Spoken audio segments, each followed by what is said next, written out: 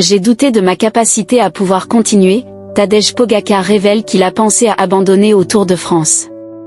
Le champion du monde n'était pas au mieux lors de la 3e semaine sur la grande boucle et a envisagé de jeter l'éponge, malgré le maillot jaune sur ses épaules.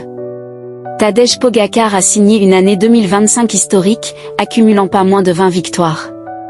Pourtant, il y en a une qui aurait bien pu ne pas figurer à son palmarès, et pas n'importe laquelle, le Tour de France. En marge du Pojie Challenge, une course qu'il organisait en Slovénie ce dimanche, il a révélé qu'il a envisagé d'abandonner.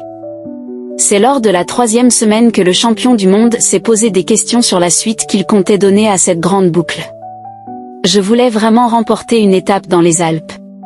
Surtout au col de la Lose, pour prendre ma revanche après mon effondrement 2 ans plus tôt, a-t-il raconté au podcast Tour 202, hébergé par la radio publique slovène. Mais les choses ne se sont pas déroulées comme prévu. Le lendemain de l'étape avec arrivée au Mont Ventoux, la 16e étape, note de la rédaction, j'ai soudainement eu des problèmes au genou.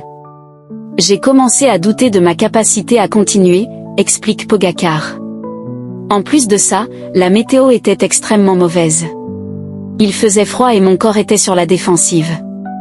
Mon corps était en état de choc. J'en avais assez de tout, je ne me sentais vraiment pas au mieux de ma forme.